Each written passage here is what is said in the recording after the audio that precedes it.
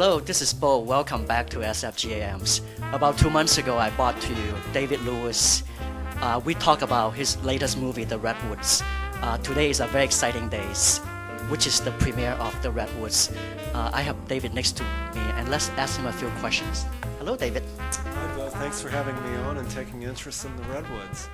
You're welcome. So today is a quite exciting day. It is very exciting. It's exciting to have the cast here and the crew here and the excitement of a festival like Frameline and a sold-out house. We're very thrilled to be here and very excited to show this film to the world. So now, this is not your first movie, and this is actually your fourth movie. So how does it feel? Are you nervous, excited? You know, you're always a little nervous right before a screening, because it's kind of like taking your baby out into the world, but you never take any of it for granted. It's still exciting. It's still like the first time to me, and so I'm thrilled. What can I say? So what do you expect? You never know quite what to expect. I mean, and I don't try to predict what to expect. I know that everyone gave it their best shot, and we really put a lot of heart into this, and that goes from every single cast member to crew member, and so now it's kind of the audience's turn to see what they think, and I'm excited for them to get a chance to do that. Well, I have the privilege to look at the pre-screening, and I really enjoyed it. The cast are fantastic, and actually, these people are very talented. Well, thank you for your nice words. I think I had a really talented cast. We really spent a lot of time getting the casting right. I think there was a great chemistry between the two lead actors, and I hope that will translate to audiences because we really felt we did a good job casting, and they did great. So, Brandon, bring us into the world of Everett. Everett is a kind of middle-of-the-run guy who's been stuck in his life for a very long time. He's kind of given up all his hopes and dreams to have a good relationship and be a good father and do all the right things. And then one day he has an opportunity to do something that maybe isn't right. And it kind of takes him down a different path that he didn't expect. The first thing that I read in the script was the image of two men lying in bed not facing each other in that classic marital non-bliss. And then a child jumps between them. And from that page on, I was hooked. Just that world of this is the life that this character is stuck in. And just I felt that first scene, and from there on, it was just I was stuck. I mean, working with Matthew is just pretty much every scene there. I've never shared that kind of chemistry with another actor before. Just from the first audition, we were in complete sync. And so he's beautiful to work with. His work is just so on. And so every scene that I got to work with Matthew was really, I would have to call it a favorite moment. David is the most exciting director to work for because he's so passionate about every single moment. He cares deeply about the life of every character on screen, every line that's written. He wants these people. Every character are like his children, and so when you're working with him, he's just giving you literally. He is giving you every single thing he has, and when you have that kind of a support from a director, you can't fail. Who is Brendan? Brendan is an actor that's constantly trying to take on different people and walk in their shoes. I've been very blessed. It's been a very great year. I've gotten to play so many different people and be in so many different parts of the country, and so it's been really an honor. And not to mention other awards that you received. I did. I recently got the Method Fest Best Actor Award in Calabasas. I was excited about that, and yeah.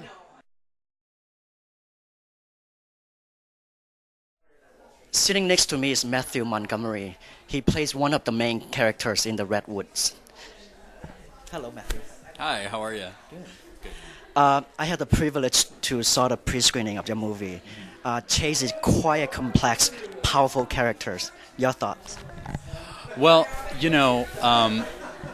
David Lewis, the director, and I did a lot of talking about Chase, before we actually went into shooting, because he does have such a complex story and has a lot of his history that you actually don't see on screen in the film that actually perpetuate him actually coming to the Redwoods.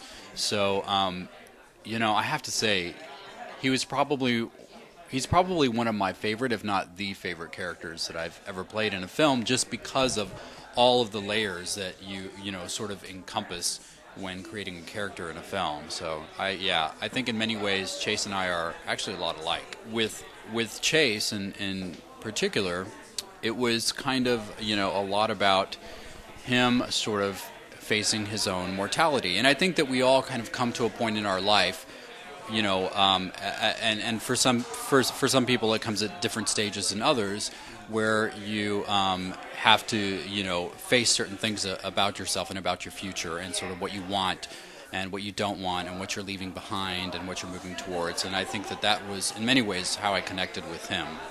And it's really interesting because Brendan and I worked really, really well together. I think that he's one of my favorite actors, and I think that we just really connected really well together. And so once we both kind of got to the point where we understood our characters as a whole, then coming into a scene was so much stronger. So a single touch, from him would just kind of create this visceral response for me that, was nothing that I actually planned. It was just kind of something that was very, natural for me. And you really come through on the screen. So by the way, so who is Matthew Montgomery? Oh gosh, I don't know. Who is he? First of all, you're not a stranger on the independent movie. You have in so many movies. I Google you. I got tons of stuff on the internet. Yeah. I mean, I've always wanted to be an actor ever since I was little. That's I mean, when I was really little, I wanted to be a rocket scientist, but that didn't work out, obviously.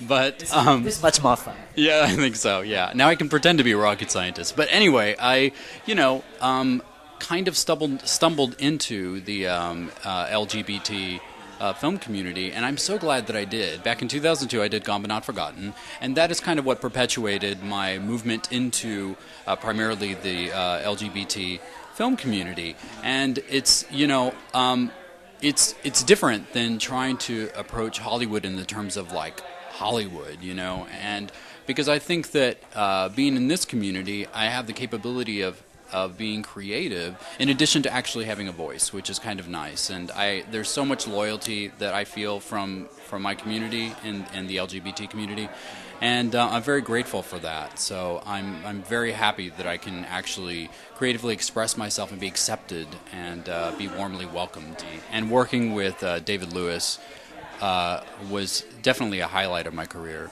So I'm sure that I can expect to be very proud of how it's going to turn out. Hello, Ted. Hello, how are you? Welcome. Thank you. So I have seen the movies. So you're the person that make Everett to have an affair. Yeah, I make him have an affair. Now, see, since we shot it, the three of us, Everett and Chase and I just refer to Everett as the slut, and to Chase as the homewrecker, and I'm the faux hubby, according to Everett. Well, I mean, at the very beginning of the scene, I mean, you were laying on, pretty much facing the other way. Yeah. Well, I think it's, that's part of what it's about, is that we're in a relationship, but we're a little bit disconnected, and I think raising a son who's has some challenges has kind of gotten in the way, and I've sort of shut down, I think, emotionally towards Everett, which is sort of, in that way, a catalyst for him to look elsewhere. Miles is one of those kind of people that doesn't deal with his emotions and doesn't connect, and which is another reason why he was looking for love somewhere else, and however we had that bond somewhere, which I like about the story, is that it shows how, it's a very real thing. Relationships have hills and valleys. It's not always perfect, and there are problems sometimes, and you move through it, and life isn't perfect.